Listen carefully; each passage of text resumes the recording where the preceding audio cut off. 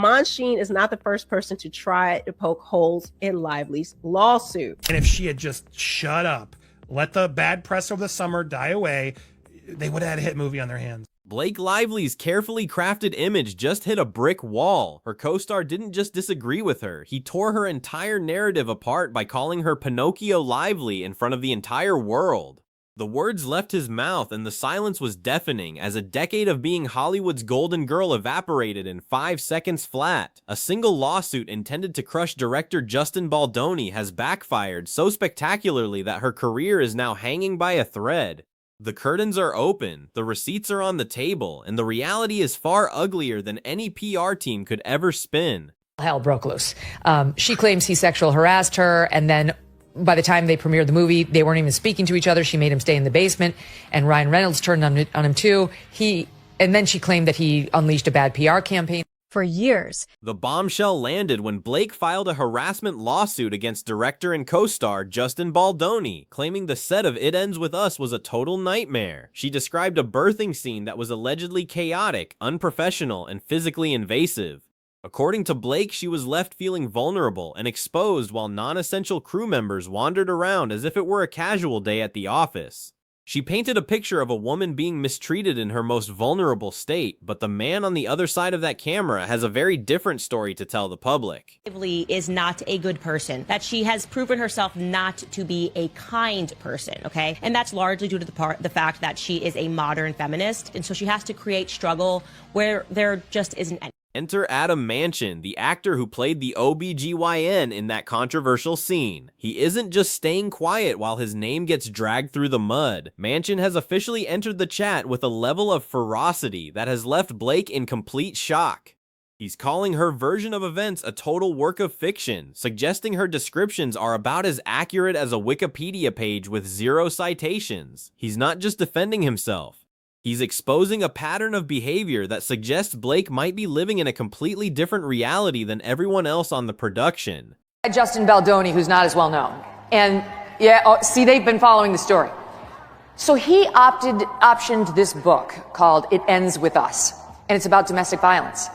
And he managed to get Blake Lively to star in his movie across from. One of the most damning labels Manchin has thrown out is the nickname Pinocchio Lively. It's a direct jab at what he calls her blatant embellishment of the facts to suit a victim narrative.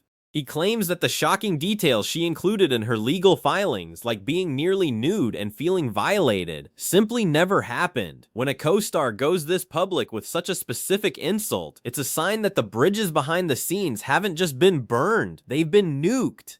Blake's reputation as the relatable girl next door is currently evaporating in real time before our eyes. Blake Lively. She's married to Ryan Reynolds. These are Hollywood A-listers. He's going to put him on the map. And she agrees to be his female co-star. Great, they're off to the races. Let's talk about the nudity claims because they are at the heart of this legal firestorm. Blake alleged she was left partially nude from the chest down with only a small piece of fabric covering her. But Manchin didn't hold back, revealing that she was actually wearing a full hospital gown, black shorts, and a thick torso-covering prosthetic to simulate pregnancy. He practically laughed at the idea of her being exposed, noting she was covered from head to toe. If these receipts are true, it means Blake didn't just exaggerate. She completely fabricated a scenario to destroy a man's career. And she asked him herself to play Ryle in the movie, and things were great until Blake Lively, right? The drama doesn't stop at what she was wearing. Blake claimed the set wasn't closed during this sensitive scene, allowing random people to walk in and out. Manchin and other crew members are firing back, insisting the set was professional, controlled, and strictly followed every industry standard for filming. They describe an environment where boundaries were respected and safety was the top priority.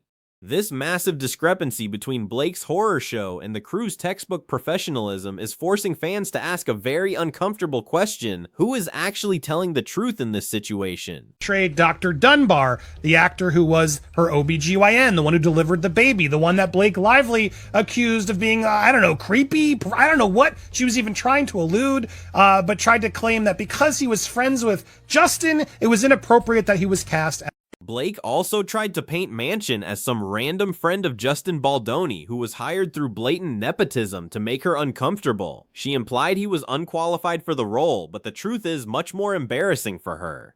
Manchin is a Shakespearean-trained actor who studied at NYU and Oxford. He wasn't some guy pulled off the street. He's a seasoned professional with a resume that speaks for itself. By trying to diminish his credentials, Blake might have accidentally exposed her own desperation to make the situation look more sinister than it actually was on that day. In her very postpartum body is just turning on all these men, and they just turn into absolute sexual demons when they're around her and just need to be near her. Perhaps the most telling part of this entire saga is the absolute silence during the actual filming. Manchin points out that if Blake was truly experiencing a nightmare on set, she never mentioned it once. No complaints to the producers, no whispered concerns to the crew, and no reports of discomfort. According to the people there, she was perfectly fine until the movie was over and the PR war began. This sudden shift from a great experience to a harassment lawsuit has people wondering if this is a calculated move to salvage her image after a long summer of bad press. Subsequent filing, she say, well, was it nearly nude? They wanted me to be nude when she was wearing a pregnancy suit, had on leggings and a hospital gown. Like, none of it makes any sense. And if that wasn't bad enough, the legal battle focuses heavily on Justin Baldoni, whom Blake has accused of creating a volatile environment. She claims he unleashed a negative PR campaign against her for years, but many are starting to see the irony in that statement. While Blake is the one filing lawsuits and making public accusations, Baldoni has remained relatively quiet, letting the facts speak for themselves. The contrast between her high-energy legal attacks and his calm silence is starting to shift the narrative. It looks less like a victim seeking justice and more like a star trying to bury a rival. Of Baldoni's actions on set, including new scenes he chose to have in the film, such as volatile birthing scene, for which he cast a friend as her OBGYN. A volatile birthing scene. Sources close to the production suggest that Baldoni isn't just sitting back, he's sitting on a mountain of evidence. Reports indicate there is behind-the-scenes footage, emails, and witness statements that directly contradict Blake's claims about the birthing scene. If this footage exists, it could be the smoking gun that ends this entire dispute. The idea that there might be video proof of her being fully covered and comfortable while she's claiming the opposite is a terrifying prospect for her legal team. The house of cards is shaking and the wind is picking up fast. Seen as chaotic, crowded, and utterly lacking in standard industry protections for filming nude scenes. Lies, you weren't even nude. You are a... Blake is reportedly in full-blown meltdown mode as these counterclaims gain traction. She's used to being the one who dictates the narrative thanks to her massive social media following and A-list status. But in a courtroom, Instagram filters don't work. The reality of the situation is catching up with her, and for the first time in her career, she's facing a group of people who aren't afraid of her power. They're coming forward one by one to defend their own reputations, leaving Blake to stand alone in her version of the story while the public begins to turn. Mr. Heath and Mr. Baldoni also failed to close the set, allowing non-essential crew to pass through while Miss Lively was partially nude from below the chest down, with her legs spread wide in stirrups and only a small piece of fabric covering her genitalia.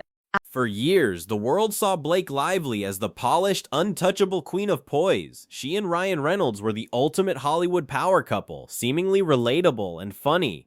But this scandal has pulled back the curtain on a side of her that many industry insiders have whispered about for a long time. The accusations of being controlling and manipulative aren't new, but they've never been backed up by a legal firestorm like this. The Golden Girl image is crumbling, and the dust is starting to settle on a very different reality that no one was truly prepared for. Adam Monsheen, who appeared alongside Blake Lively in It Ends With Us, claims the movie star mischaracterized their scene together in her bombshell sexual harassment lawsuit against Justin Baldoni. Even her own family is caught in the crossfire. Her sister Robin Lively was also a cast member in the film and has remained strangely silent throughout the entire legal meltdown. People are watching her every move, wondering if she will step up to defend her sister, or if her silence is a sign that she doesn't want to get caught in the web of lies. If Robin is called to testify, her words could either save Blake's career or be the final nail in the coffin. Being stuck between family loyalty and the objective truth is a position no one wants to be in right now. Not staying quiet because he was dragged into it unnecessarily because once again, Blake lied and her delusions have caught up to her. And now he wants to clear the air on what's really going on, at least from his perspective. Ryan Reynolds has reportedly entered the fray as well, turning on Baldoni to support his wife. While some see this as a loyal husband standing by his partner, others see it as a powerful couple using their combined weight to crush anyone who challenges them. The narrative that they are Hollywood royalty is being replaced by the idea that they are a power-hungry duo willing to do whatever it takes to win a PR war. This shift in public perception is a dangerous turning point for their brand, which relied so heavily on being likable and fun for their massive global audience. I'm not going to speculate as to Miss Lively's motivations for mentioning me in the complaint. Needless to say, my experience working with her is very different from the one she described in her lawsuit. The trial is set for March 2026, and Adam Manchin has made it clear he is ready to take the stand. He stated that he will answer truthfully and more freely under the protection of legal immunity, which is essentially code for saying he's going to spill everything. This level of confidence usually only comes when someone has the receipts to back up their words. Blake might have expected a quiet settlement, but it seems she's picked a fight with someone who is more than happy to let a jury decide who the real Pinocchio is under the glare of the courtroom lights. And then he also is trained at Oxford. He's a Shakespearean trained actor. He's been in many productions, and I believe he is a very accomplished actor.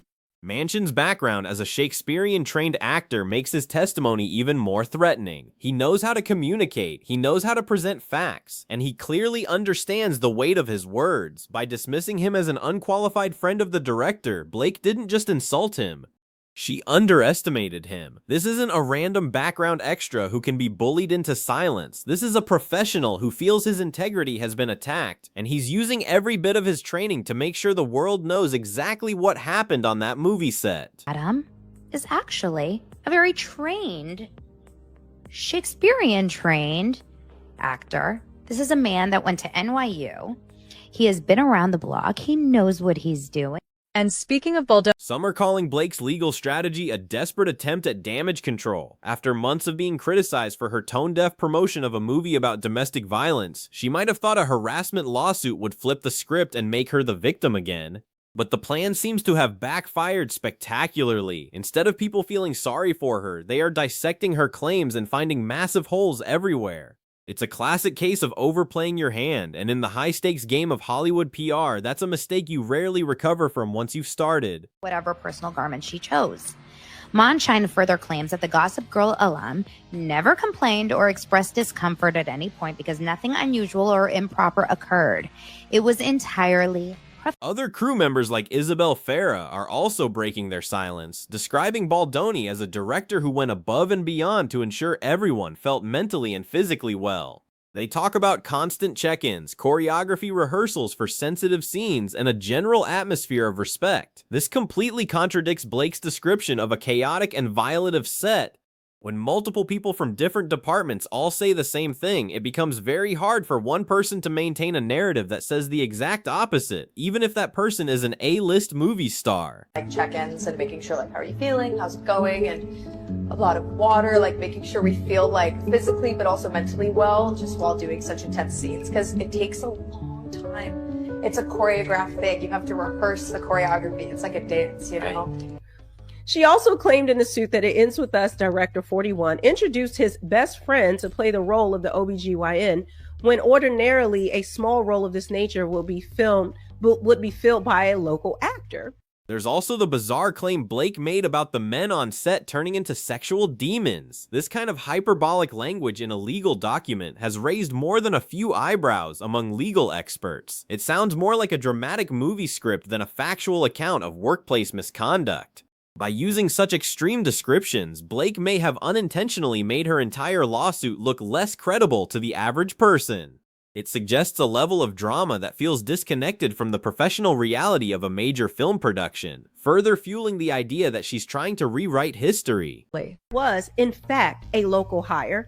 My wife and I are from New York and spend significant time there. As such, I, like any actor accepting that contract, was required to cover my own travel and living expenses in connection with the job. Industry experts are pointing out that the protections for filming nude scenes are stricter than ever before. The idea that a director of Baldoni's caliber would just ignore these protocols on a high-profile adaptation is highly unlikely. There are intimacy coordinators, legal contracts, and union representatives whose entire jobs revolve around preventing exactly what Blake is describing. If she's claiming these protections weren't there, she's not just accusing Baldoni.